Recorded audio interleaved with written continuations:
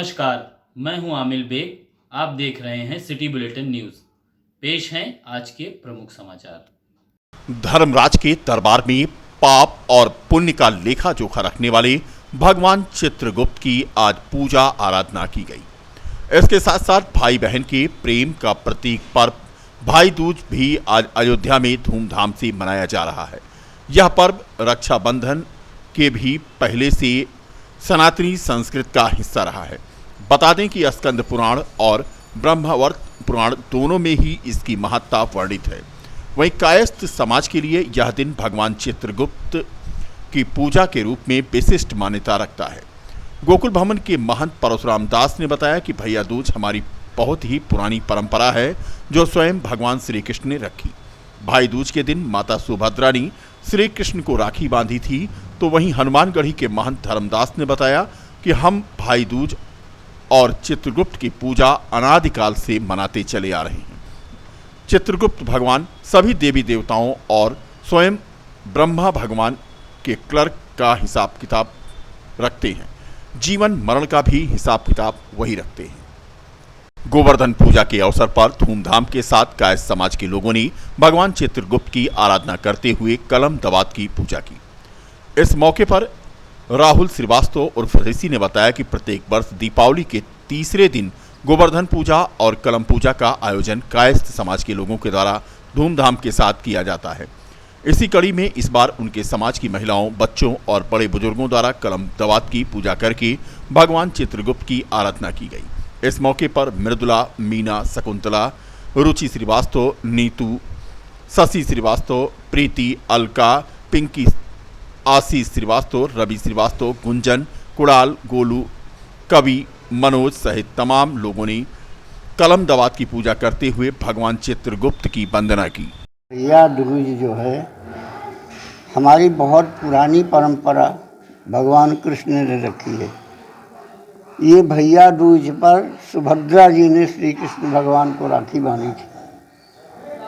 सुभद्रा जी ने भगवान कृष्ण को सुभद्रा जी बहन थी ना कृष्ण भगवान की, तो राखी बांधी थी। इसलिए कि हमारे विपत्ति पर आप हमारे उसमें सहयोग करोगे, खड़ा होगे, इसलिए रक्षाबंधन का विधान आज भी वही भाव है। भाई को रक्षाबंधन बांधती है बहन और ये सोचती है कि भैया हमारे हर परिस्थिति में सहयोग करेंगे। वो परंपरा चालू है और ये चालू रहेगी। हम तो दीपावली के या गिरिराज जी की पूजा है। गोवर्धन माने गिरिराज जी। गिरिराज जी को 6 दिन तो उंगली पर उठाए रहे, सारे ग्वाल टन्नी लगाए थे उसमें। भगवान ने सोचा जरा इनको दिखा दूं। ग्वाल वालों से कहा तुम्हारे बल पर हम उठाया हूँ। तो ग्वाल वालों को बड़ा अहंकार हुआ, हाँ कि हमारे बल पर उठाए। भगवान एक बार ढील कर दिया, अरे जबान, अरे संभालो, मर गया। उचित बात है। गिरिराज भगवान ने कहा नहीं गिरने नहीं दूंगा, तुम चिंता न करो। अच्छा महाराज जी, ये इंद्र कुपित हो गया था। उस पूजा को पहले इंद्र कराता था। बाद में जब कृष्ण भगवान पूजा करने लगे ना तो चिढ़ गया। फिर वो मूसलाधार बरसात शुरू किया। हरे राम, लगता बह जाएगी, पूरी जमुना में चले जाएंगे। उधर संभाल दिया भगवान। मनाया जाता है कि हम लोगों के अनादिकाल की परंपरा है कि भाई बंध के क्या संबंध होता है, भाई और बहन के क्या संबंध होता है, उसके जीवन में उसको सुरक्षा। पिता जब कमज़ोर हो जाएगा तो भाई तो करेगा, भाई तो पिता है।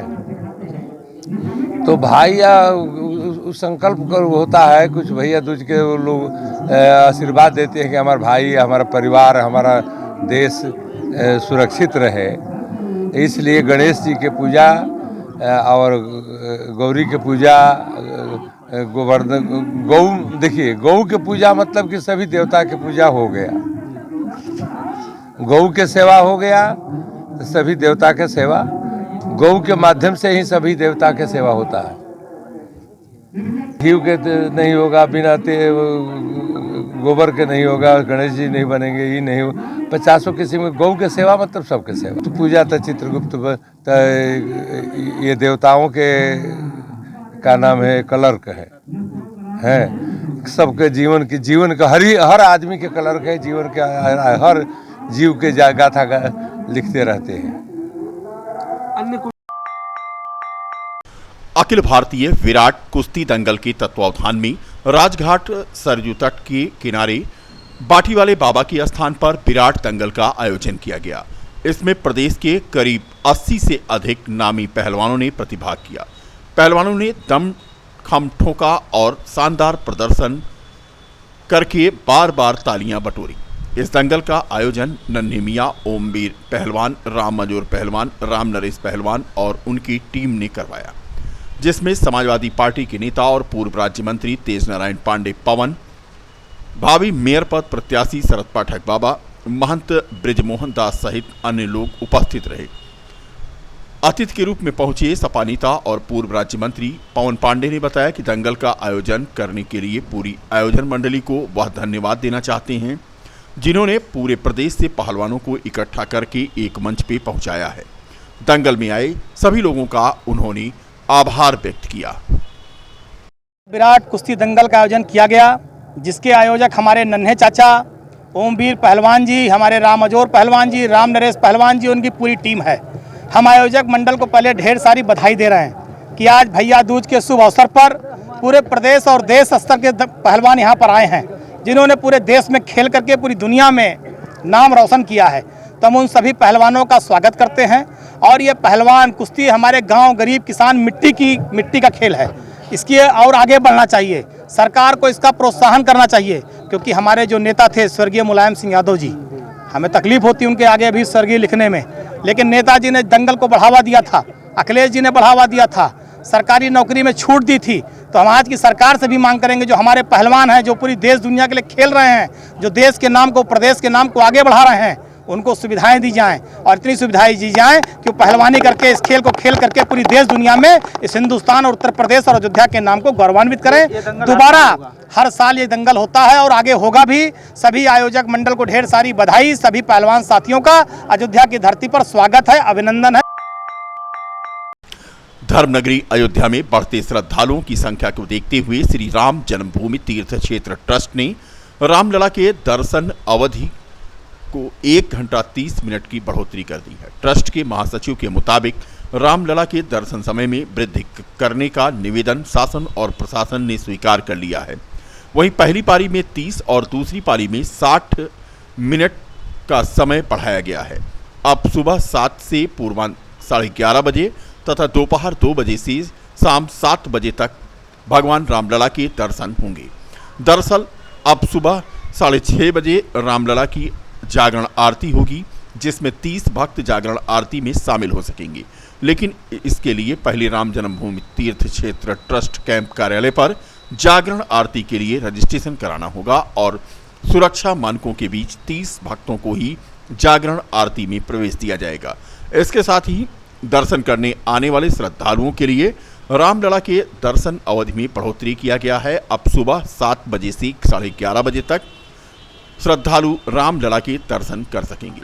रामलला के मुख्य पुजारी आचार्य सत्येंद्र दास का कहना है कि ठंडी के मौसम में प्रतिवर्ष परिवर्तन समय में होता है, इस वर्ष भी हुआ है।